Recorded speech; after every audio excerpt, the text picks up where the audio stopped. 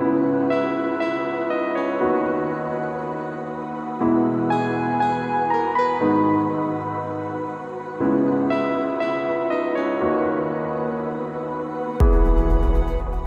a continuar hoy con lo que hemos venido realizando. Estamos haciendo una serie acerca de lo que es la mayordomía bíblica o la buena administración de los recursos que el Señor nos da. Entonces, a manera de introducción, estuvimos hablando un poco acerca de las advertencias que vemos en la Biblia sobre la deuda. Vemos que siempre que se habla acerca de la deuda, la palabra nos dice, tengan cuidado. ¿Sí? No quiere decir que la deuda necesariamente sea pecaminosa, pero es algo peligroso para nuestras vidas financieras. Entonces la Biblia nos advierte acerca de eso. También veíamos en contraparte que la Biblia promueve el ahorro. Así como nos dice, bueno, las deudas no son buenas, es bueno ahorrar. Es importante que nosotros apartemos en nuestros presupuestos una parte para poder ahorrar. ¿Sí? Y hay extremos también en eso, hay personas que ahorran demasiado y colocan su confianza en lo que tienen y eso no está bien, pero también hay personas que de pronto gastan todo lo que reciben y no apartan nada para ahorrar, lo cual son los dos extremos que debemos evitar. Debemos seguir el ejemplo de la hormiga. La hormiga en el verano trabaja duro porque sabe que en el invierno van a venir las vacas flacas. Entonces se prepara de antemano y ahorra para cuando vengan esos tiempos. También hablamos un poco acerca de lo que es la generosidad. Vemos que tenemos un Dios generoso. Si tenemos un Dios generoso, nosotros como sus hijos también debemos caracterizarnos por vivir en generosidad. No solamente acumular para nosotros mismos, sino estar pensando, estar atentos a las necesidades de nuestros hermanos en la fe, a las necesidades de nuestros familiares, para poder bendecirles y a través de nuestra generosidad también llevarles a ellos a mirar a Dios. Y uno puede pensar en todo esto que estamos estudiando, bueno, eso parece como muy bonito en la teoría, ¿no?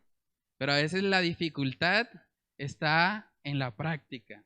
Nos cuesta, hablábamos que el principio ancestral, desde el principio de los tiempos, para tener una buena vida financiera es muy sencillo, simplemente que los ingresos superen a los gastos. Si los ingresos superan a los gastos, pues yo voy a tener una vida financieramente cómoda.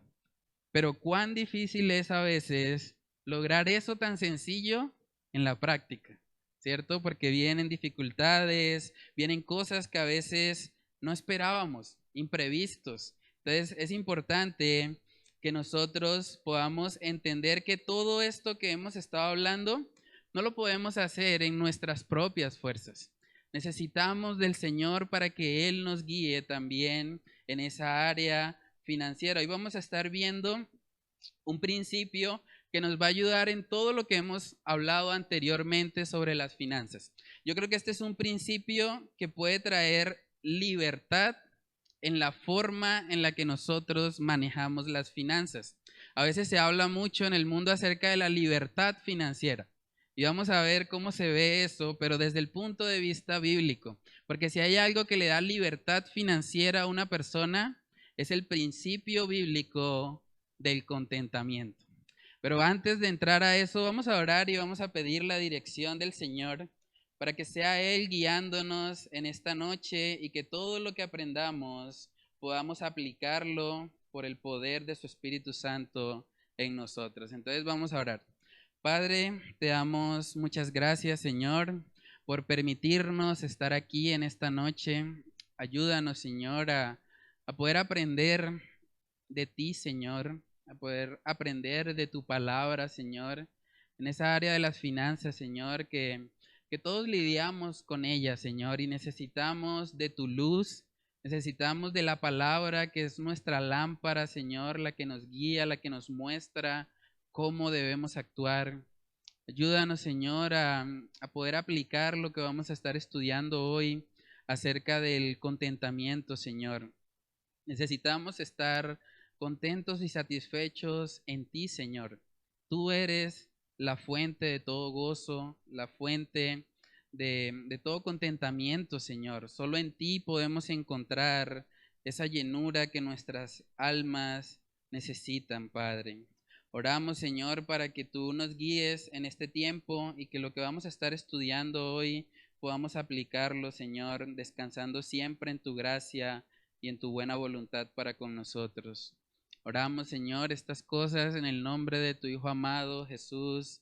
Amén y amén.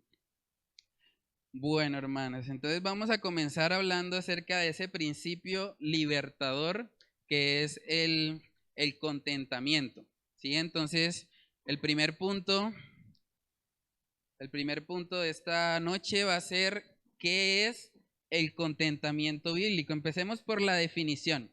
Podemos decir que el contentamiento es la aceptación gozosa de nuestras circunstancias.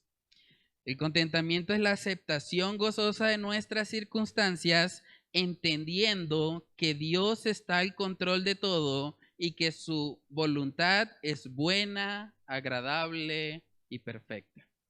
Si la voluntad de Dios es buena, agradable y perfecta, yo puedo estar confiado que sea cual sea la circunstancia que estoy enfrentando, yo puedo tener gozo en el Señor, porque en últimas Él es la fuente de gozo, no son las circunstancias. Entonces, cuando hablamos del contentamiento, hablamos de eso, y a la luz de la palabra de Dios, el contentamiento es algo que no es natural en nosotros. Nosotros tendemos más hacia la queja, hacia la frustración, pero el contentamiento es algo que podemos aprender y que podemos ir desarrollando. Y vamos a ver el ejemplo del apóstol Pablo. Yo creo que después de Cristo, el apóstol Pablo es el personaje del que más podemos aprender sobre este tema del contentamiento. Entonces vamos a Filipenses capítulo 4, Filipenses capítulo 4, versículos del 11 al 12. Miren lo que dice ahí la palabra del Señor. No lo digo porque tenga escasez, pues he aprendido a contentarme, cualquiera que sea mi situación. Sé vivir humildemente y sé tener abundancia. En todo y por todo estoy enseñado, así para estar saciado como para tener hambre, así para tener abundancia como para padecer necesidad. Entonces vemos aquí que el contentamiento es algo que aprendemos. El apóstol Pablo dice, he aprendido a contentarme. No es algo natural en él, pero es algo que el Señor va obrando en nuestros corazones y que podemos aprender. Ahora, uno podría decir, bueno, eso de vivir humildemente y tener abundancia, eso pueden ser conceptos como muy subjetivos, ¿no? Una persona puede decir, no, pues yo tengo mi humilde casa en Ruitoque. Pero realmente cuando vemos el texto completo, vemos que lo que está hablando el apóstol Pablo es de verdadera necesidad. No es lo mismo hablar de pronto de una persona con escasos recursos acá en Colombia, hablar de pronto de escasos recursos en África o en algún sector, por ejemplo, de Asia también. Pero aquí vemos que la necesidad que presenta el apóstol Pablo se parece más a la de África, porque está hablando acerca de tener hambre. Dice en el 12, sé vivir humildemente y sé tener abundancia, en todo y por todo estoy enseñado, así para estar saciado como para tener hambre. Y uno podría pensar, pero el apóstol Pablo, con hambre, es una realidad, hermanos. Hay situaciones a veces en nuestra vida que nos llevan a eso. Pero el apóstol Pablo aprendió a contentarse. Y uno se pregunta, bueno, ¿cómo se hace para estar contento con hambre? Yo no lo he logrado. Cuando yo tengo hambre, generalmente estoy molesto porque quiero comer. Pero vemos aquí que el apóstol Pablo había aprendido eso. Él había aprendido a contentarse. Ayer hablábamos en la reunión de servidores de que la vida cristiana se vive siempre mirando el ejemplo de Cristo.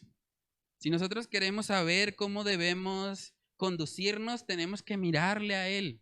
Él es nuestro mayor ejemplo y no solamente para el servicio, también para esta área del contentamiento. Y vamos a ver que lo que sostenía al apóstol Pablo en medio de tantas tribulaciones que él enfrentó era que él tenía la mirada puesta en Jesús. Vamos a 2 capítulo 4, 2 Corintios capítulo 4, versículos del 7 en adelante. Dice ahí, pero tenemos este tesoro en vasos de barro, para que la excelencia del poder sea de Dios y no de nosotros, que estamos atribulados en todo, mas no angustiados, en apuros, mas no desesperados, perseguidos, mas no desamparados, derribados, pero no destruidos, llevando en el cuerpo siempre, por todas partes, la muerte de Jesús, para que también la vida de Jesús se manifieste en nuestros cuerpos, porque nosotros que vivimos siempre estamos entregados a muerte por causa de Jesús, para que también la vida de Jesús se manifieste en nuestra carne mortal. Jesús, Jesús, Jesús, Jesús. El apóstol Pablo, en medio de todo lo que él está enfrentando, él está recordando la vida de Jesús. Él está recordando cómo Cristo murió y él se está identificando con eso. Y eso es lo que le ayuda a él a poder enfrentar tantas tribulaciones, tantas situaciones difíciles con contentamiento. Es por amor a Cristo que nosotros podemos enfrentar situaciones adversas. También en 2 Corintios, en el mismo libro, en el capítulo 12, versículo 10, miren lo que dice ahí. Dice, por lo cual, por amor a Cristo, me gozo en las debilidades, en afrentas, en necesidades, en persecuciones, en angustias, porque cuando soy débil, entonces soy fuerte. Es completamente contracultural. ¿Qué esperaríamos cuando pasamos por afrentas, necesidades, persecuciones, angustias? Esperaríamos desánimo. Pero el apóstol Pablo está diciendo, yo me gozo en eso. Me gozo en eso por amor a Cristo. Esa es la clave del contentamiento. Mirar a Cristo, mirar su ejemplo. Vamos a ver otro caso que es muy impactante también en la vida del apóstol Pablo, y eso lo vemos en Hechos capítulo 16. En Hechos capítulo 16, el contexto de este pasaje que vamos a leer es que el apóstol Pablo está predicando junto con Silas y la predicación parece que está yendo bien, está siendo efectiva. Incluso las personas que estaban practicando la adivinación en ese contexto que vamos a ver, esas personas empezaron a preocuparse porque la predicación estaba transformando a las personas de tal manera que ya no querían practicar la adivinación.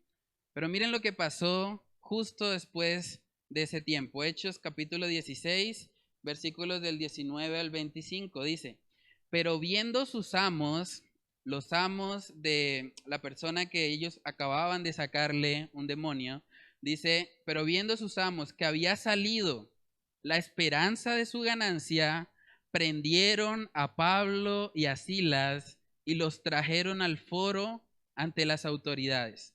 Y presentándolos a los magistrados, dijeron, estos hombres, siendo judíos, alborotan nuestra ciudad y enseñan costumbres que no nos es lícito recibir ni hacer, pues somos romanos. Y se agolpó el pueblo contra ellos, y los magistrados, rasgándoles las ropas, ordenaron azotarles con varas. Después de haberles azotado mucho, los echaron en la cárcel, mandando al carcelero que los guardase con seguridad, el cual, recibido este mandamiento, los metió en el calabozo de más adentro y les aseguró los pies en el cepo. Pero a medianoche el apóstol Pablo estaba llorando porque le pegaron muy duro. ¿Dice eso? Dice, pero a medianoche, orando, Pablo y Silas cantaban himnos a Dios y los presos los oían. Qué impactante testimonio. Después de que les habían azotado, ¿qué estaban haciendo ellos? Estaban predicando el evangelio. No estaban pasando por un tiempo en el que estaban pecando y que el Señor les estaba trayendo juicio. No. Estaban haciendo la voluntad de Dios. ¿Y qué pasó? fueron apresados, fueron azotados, fueron lanzados al calabozo de más adentro, le colocaron unos cepos en los pies para que no se movieran. ¿Y qué hicieron ellos a medianoche? Cantar himnos a Dios. Y los presos los oían. Es impactante eso. Hablábamos ahorita, bueno, ¿cómo se hace para tener contentamiento con hambre? Ahora preguntémonos, ¿cómo se hace para tener contentamiento después de haber sido azotado? Es muy impactante eso. Lo más parecido que yo he vivido a eso es cuando mi mamá me azotaba. Cuando yo hacía alguna travesura o algo y tenga. Pero a pesar de eso, o en esos momentos, pues yo nunca realmente quería cantar. Más bien quería llorar después de haber recibido algún tipo de disciplina física. Pero aquí vemos que estos hombres realmente vivieron en contentamiento. Hermanos, el contentamiento no depende de nuestras circunstancias. No depende de si estamos pasando hambre, no depende de si somos azotados, no depende de nuestra situación financiera. El contentamiento depende de Dios, porque Él es la fuente. Él es el que nos puede llenar de gozo aún en medio de las situaciones más adversas. A veces creemos la mentira de que si nuestras circunstancias cambiaran, entonces estaríamos más felices o más contentos, ¿sí? Y vivimos en un mundo que promueve eso, porque también hablamos acerca del materialismo. El materialismo nos hace creer que entre más tenemos vamos a estar más plenos, más felices, más satisfechos. Pero a la luz de la palabra de Dios, el contentamiento no depende de mis circunstancias, no depende de lo que tengo, depende realmente en Dios. También vemos en el libro de Proverbios, y vamos a ver eso, en el libro de Proverbios, vemos que el contentamiento no depende de lo que hay en nuestra mesa. Vamos a Proverbios capítulo 17. Proverbios capítulo 17, versículo 1. Miren lo que dice ahí.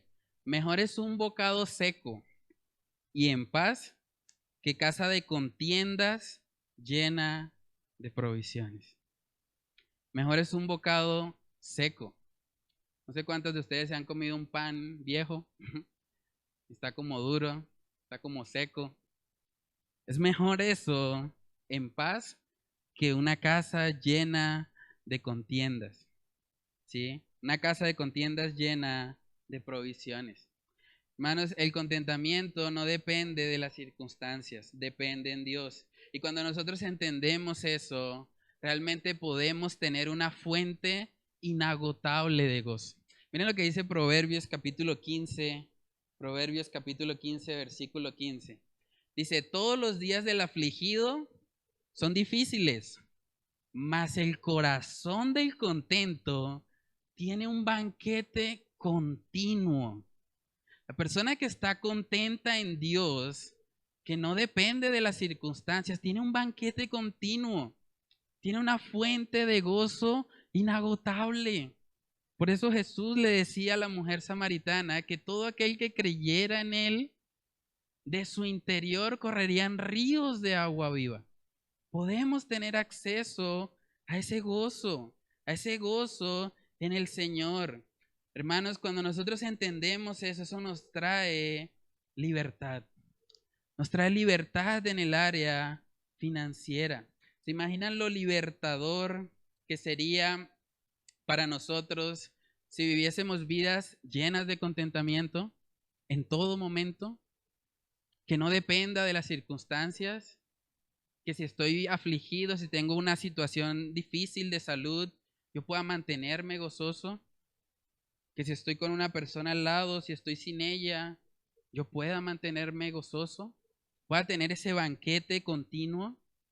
Ese es el resultado de vivir con el Señor.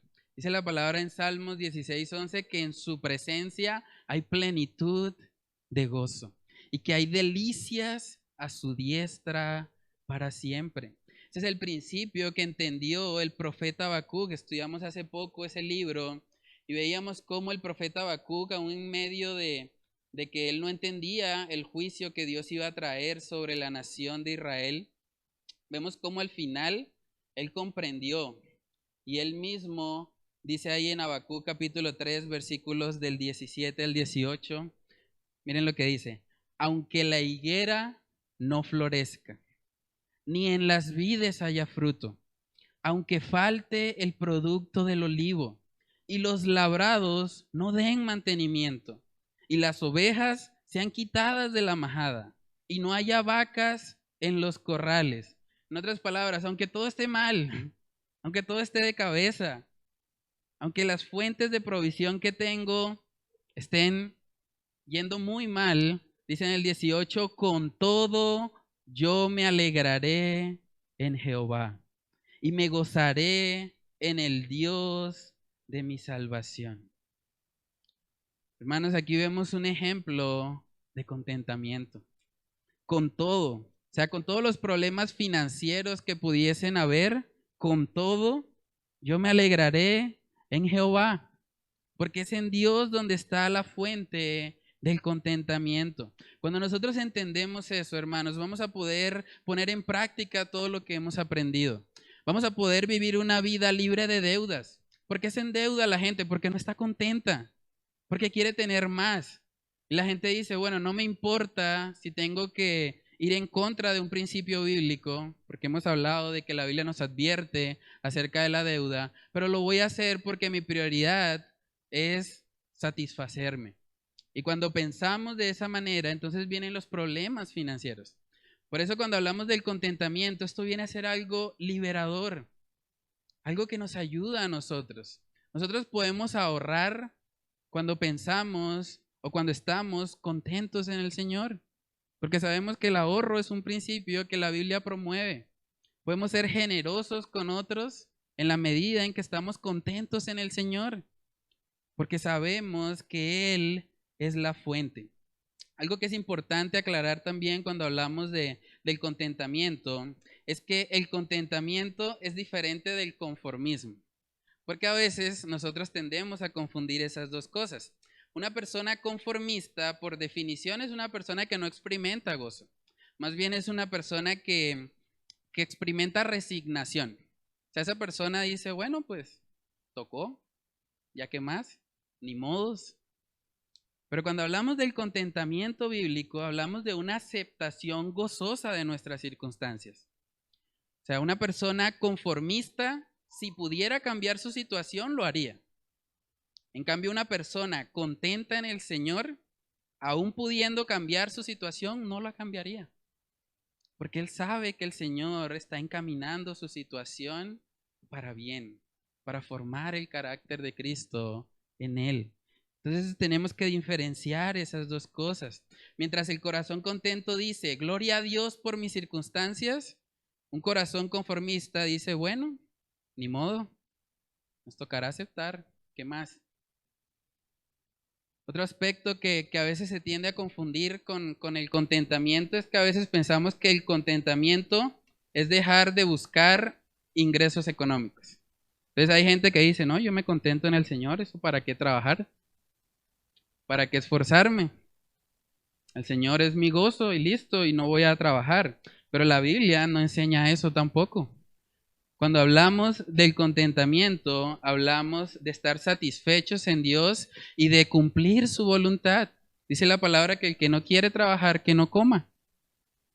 Es muy clara la Biblia también respecto a ese tema. Entonces no podemos decir que el contentamiento significa olvidarnos de trabajar o de proveer más ingresos. A veces muchas personas dicen, bueno, pero si yo tengo unos ingresos, es pecado querer de pronto montar un negocio, adquirir un poco más.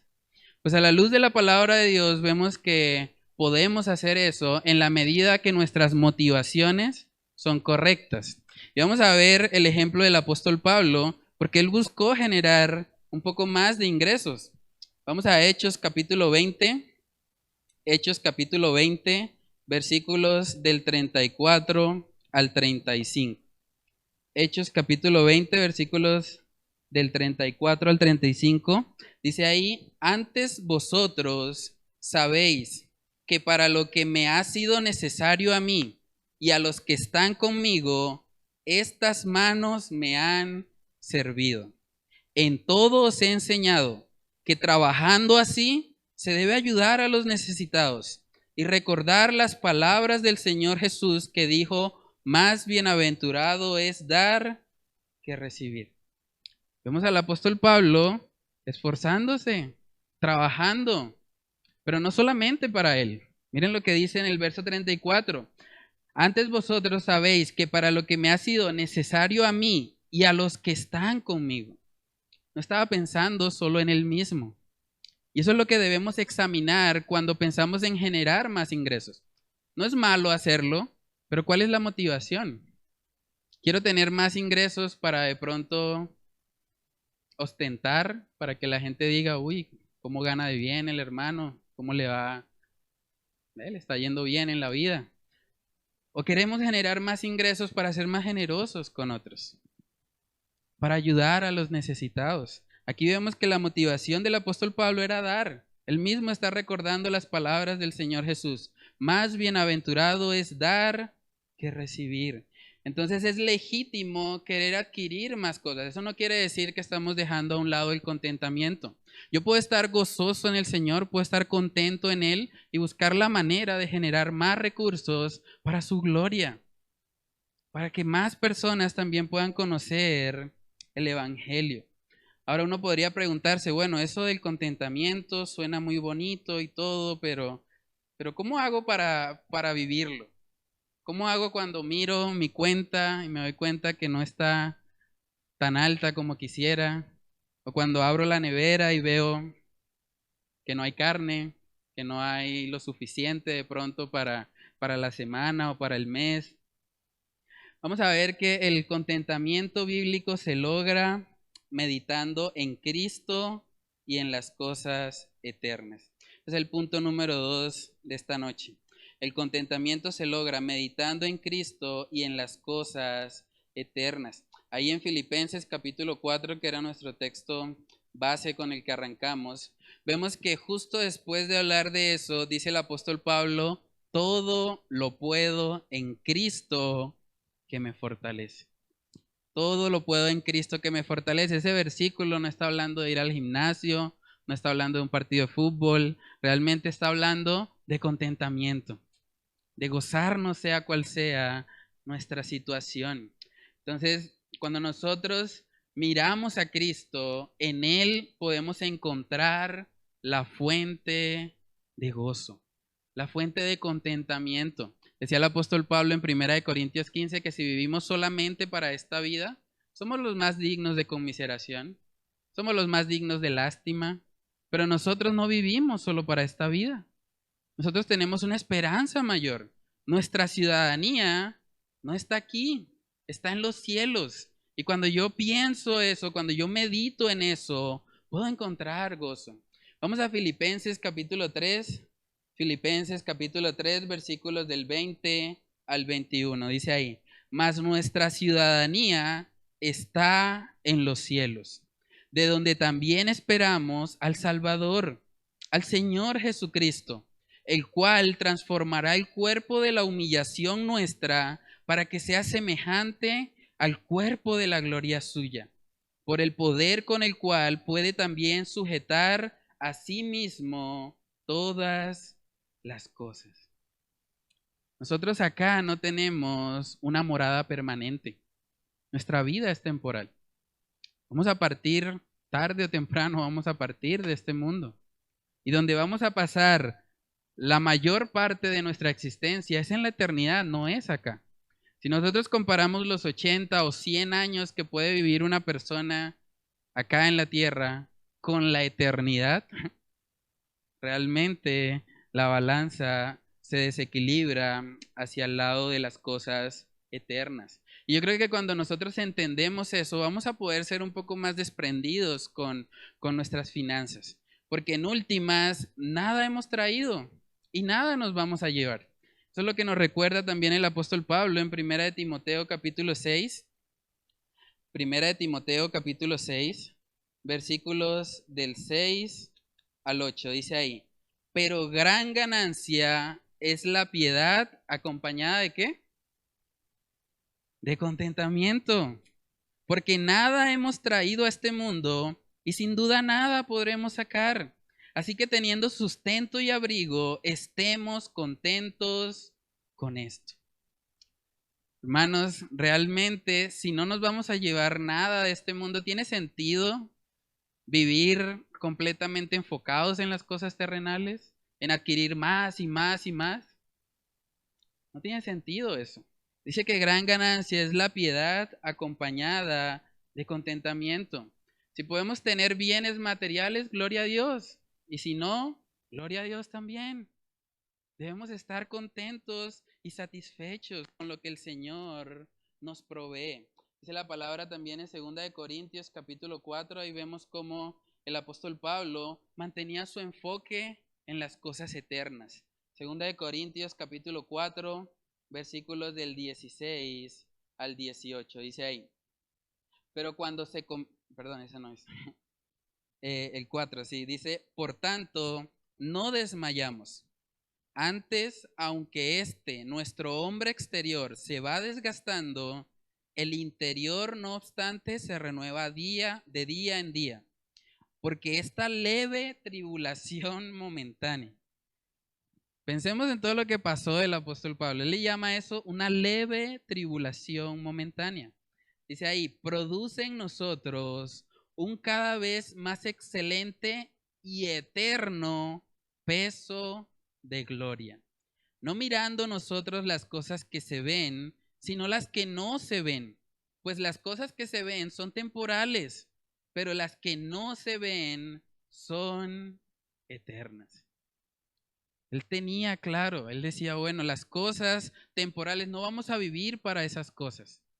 Vamos a usarlas para que cuando estemos en la eternidad podamos realmente tener verdaderos tesoros. Ese es el contraste que veíamos también en Mateo 6.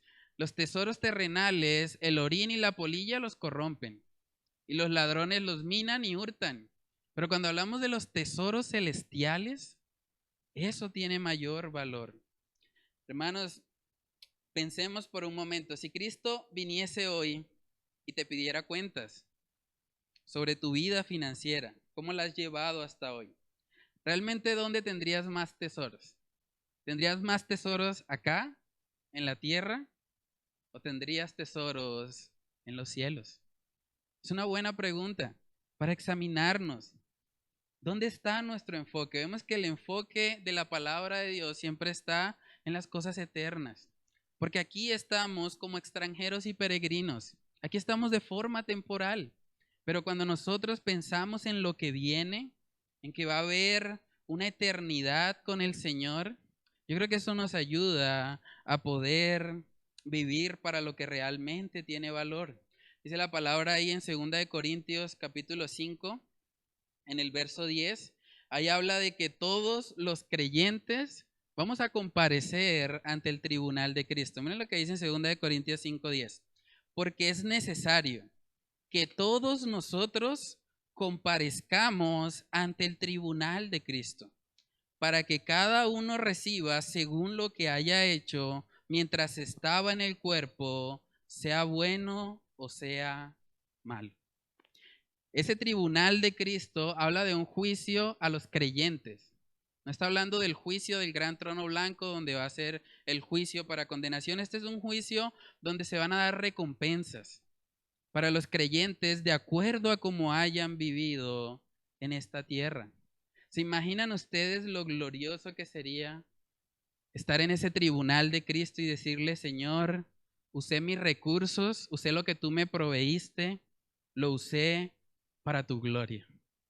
Más personas conocieron el Evangelio gracias a la forma como yo administré lo que tú me diste. ¿Se imaginan eso? Hermanos, poner la mirada en las cosas eternas transforma nuestra vida presente.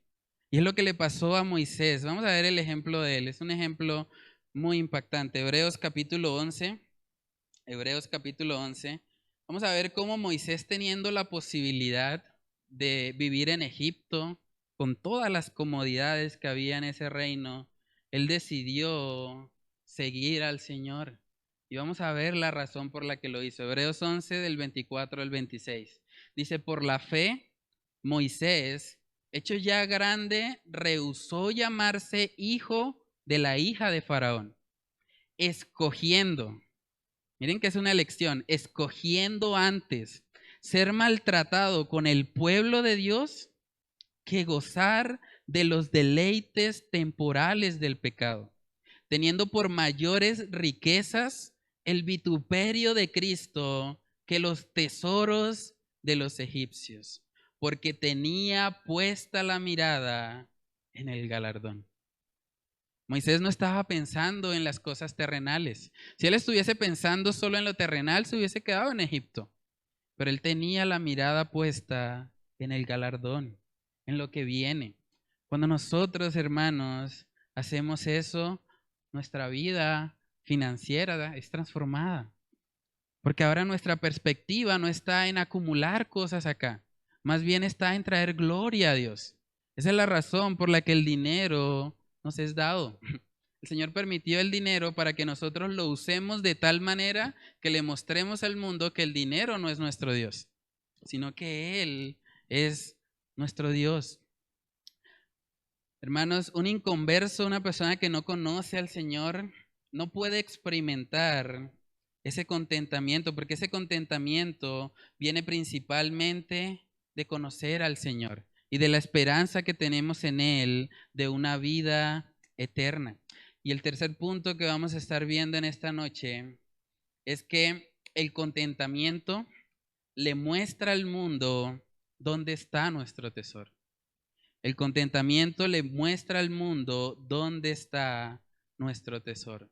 Vivimos en una sociedad que está consumida por el materialismo, por el consumismo, por adquirir y adquirir más cosas. Pero hermanos, si la gente ve que nosotros como cristianos estamos queriendo atesorar y persiguiendo las mismas cosas que el mundo persigue, realmente eso a ellos no les va a impactar. Si un cristiano vive igual que las personas del mundo, ellos van a decir, ¿dónde está la diferencia? Si el mundano dice, bueno, yo quiero adquirir más cosas y voy a vivir mi vida enfocada en eso, y el cristiano imita y hace lo mismo, pues ahí no va a haber una diferencia. Pero nosotros tenemos la oportunidad en esta área de las finanzas, en esta área de las posesiones, de poder ser luz, hermanos, de poder ir a contracultura. Decía un pastor que vivir en contentamiento en esta sociedad es como ponerse una camisa blanca en medio de una mina de carbón. Porque estamos rodeados de una sociedad que persigue lo material. Y cuando nosotros vivimos en contentamiento, estamos yendo de forma completamente contraria. Y es la oportunidad que tenemos para llevar el evangelio. El mundo no lee la Biblia, el mundo lee cristianos. Por eso nosotros tenemos la responsabilidad de ser luz en todas las áreas de nuestra vida. Vamos a Mateo capítulo 5. Mateo capítulo 5, versículos del 14 al 16. Mateo 5, versículos 14 al 16, dice ahí, vosotros sois la luz del mundo. Una ciudad asentada sobre un monte no se puede esconder, ni se enciende una luz y se pone debajo de un almud, sino sobre el candelero, y alumbra a todos los que están en casa. Así alumbre vuestra luz delante de los hombres, para que vean vuestras buenas obras y glorifiquen a vuestro Padre que está en los cielos. Hermanos, si el mundo ve que nuestro tesoro no son las cosas materiales, sino que nuestro tesoro es el Señor, que vivimos para Él, que lo anhelamos a Él más incluso que a la comida física, más que nuestra propia comodidad, más que nuestras propias vidas, el mundo va a ser impactado. El mundo va a decir, bueno, pero ¿qué le pasa a estas personas? ¿Por qué están viviendo de esa manera? ¿Por qué no siguen la corriente de este mundo? Yo sé que hay personas en esta iglesia que han sacrificado cosas. Hay personas acá que han tenido la oportunidad de adquirir de pronto oportunidades laborales donde iban a ganar mucho más dinero. Pero hay personas que me han dicho, yo no acepto esa oportunidad porque para mí es más importante estar sirviendo en la iglesia. Y gloria a Dios por eso, hermanos, porque eso le muestra al mundo que nuestra prioridad no es perseguir las cosas materiales. Eso le muestra al mundo que nuestra prioridad es lo que la palabra de Dios enseña que debe ser nuestra prioridad. Y hay personas que me han dicho, hermano, yo he tenido la oportunidad de tener un trabajo donde gane mucho dinero, pero yo sé que eso me va a apartar de Dios. Yo sé que eso me va a apartar de la iglesia y no quiero. Y hay gente que ha tomado esas decisiones y yo doy gloria a Dios por eso.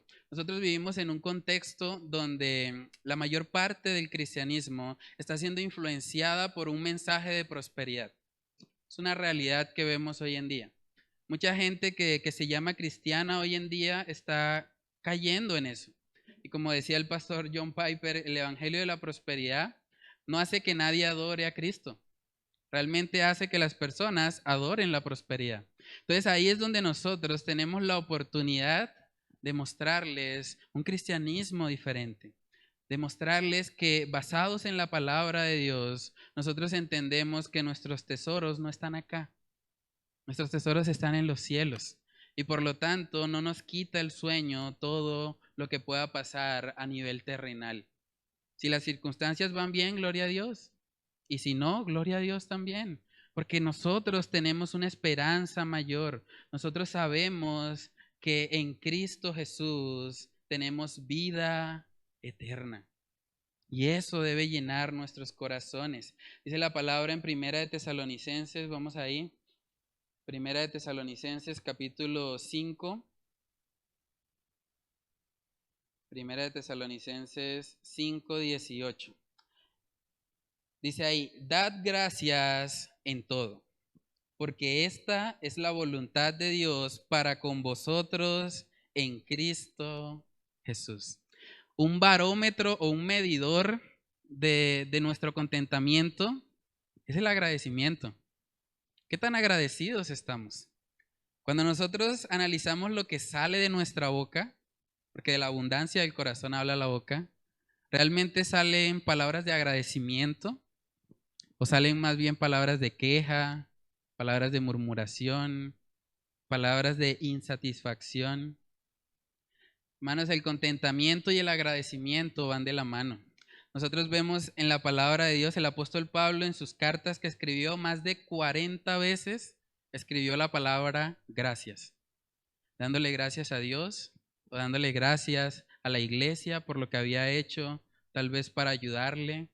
Vemos una vida de agradecimiento en él. La palabra también nos manda a levantar acciones de gracias delante de Dios. Vamos a Primera de Timoteo capítulo 2. Primera de Timoteo capítulo 2 en el versículo 1 dice, exhorto ante todo a que se hagan rogativas, oraciones, peticiones y ¿qué? Y acciones de gracias por todos los hombres. Hermanos, debemos tener un corazón agradecido. Yo les animo, una de las formas en las que nosotros podemos recordar las cosas y memorizarlas es cuando escribimos. Yo les animo, llegue a su casa y haga la tarea de mirar qué cosas tiene y escríbalas. Tengo un techo, tengo comida, tengo un ventilador, tengo la libertad de ir a la iglesia. Hay lugares donde no pueden venir y hacer lo que estamos haciendo hoy. Tengo, bueno, tantas cosas. Eso es un muy buen ejercicio para que nosotros podamos ver todo lo que el Señor nos ha dado y cómo nuestro corazón debe ser agradecido con Él. Porque tenemos mucho más de lo que necesitamos. Realmente, si nosotros analizamos nuestra vida, tenemos mucho más de lo que necesitamos. Una necesidad es algo que nosotros, que si no lo tenemos, no podemos vivir. Pero realmente la mayoría de nosotros, yo creo que tiene más que suplidas sus necesidades básicas. Yo creo que eso debe llevarnos a ser agradecidos. Meditemos en todo lo que Dios nos ha dado, hermanos. Es un buen ejercicio también para los padres con los hijos. Pregúntele a su hijo, ¿qué cosas tienes? ¿Y qué tan agradecido estás por esas cosas? Hermanos, nosotros vivimos en un mundo de constante queja.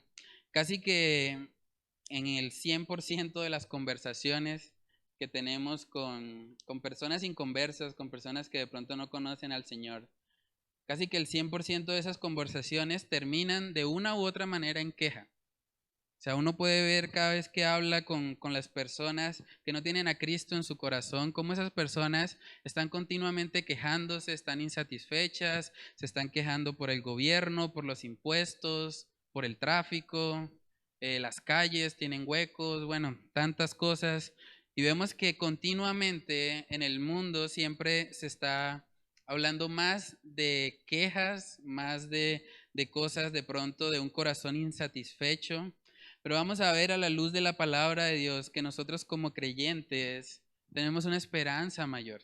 Y al tener esa esperanza mayor, nosotros tenemos la oportunidad de decirle a un mundo quejumbroso, ¿dónde hay esperanza? ¿Dónde hay esperanza en este mundo caído? Dice Romanos capítulo 5, versículos del 1 al 2, justificados pues por la fe, tenemos paz para con Dios por medio de nuestro Señor Jesucristo, por quien también tenemos entrada por la fe a esta gracia, en la cual estamos firmes y nos gloriamos en la esperanza de la gloria de Dios.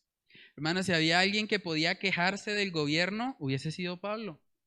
Él vivió bajo el imperio romano, donde hubo cosas horribles, donde había una persecución fuertísima en contra de los creyentes, estaban quitándole las cabezas, los estaban colocando como antorchas y era una persecución terrible. Pero no vemos al apóstol Pablo quejándose del gobierno de Roma. Él dijo, nosotros nos gloriamos en la esperanza de la gloria de Dios. Tenía su mirada puesta en las cosas de arriba. Nosotros tenemos la oportunidad de ir a contracultura, de ser luz en este mundo de quejas, en este mundo de descontento. Nosotros podemos mostrarles a ellos dónde está la esperanza.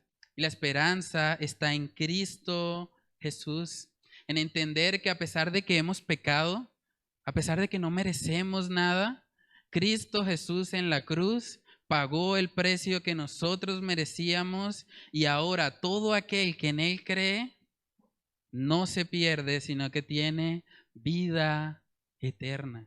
Nosotros podemos compartir esa esperanza. Hermanos, que el Señor nos ayude a tener un corazón contento, un corazón que le muestre al mundo que nuestro tesoro está en el cielo y no en la tierra.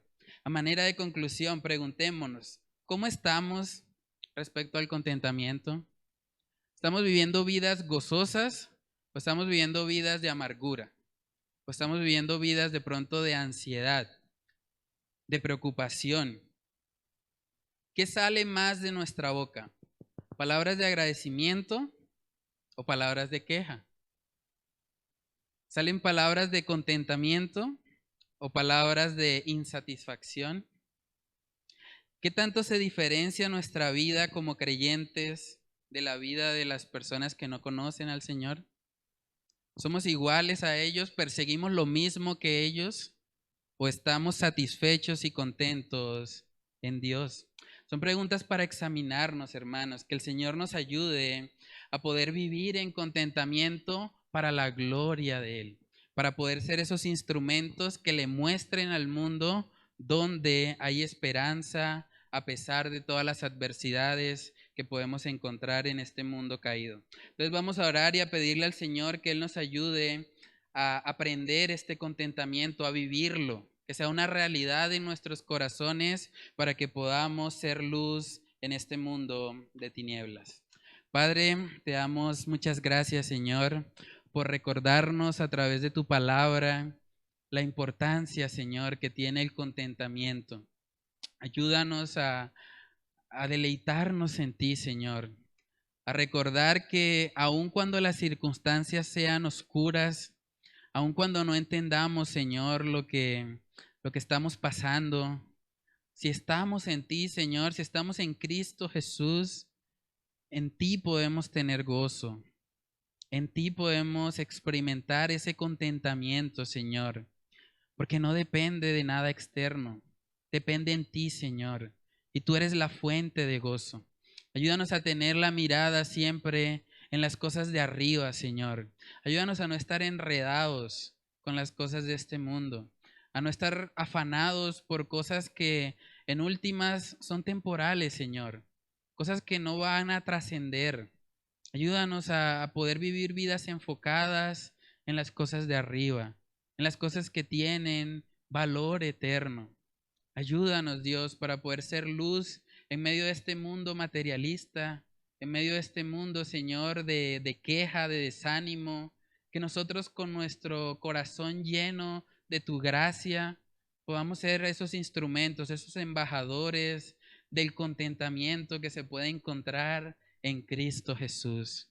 Padre, ayúdanos, Señor, oramos todas estas cosas en el nombre de tu Hijo amado Jesús. Amén y amén.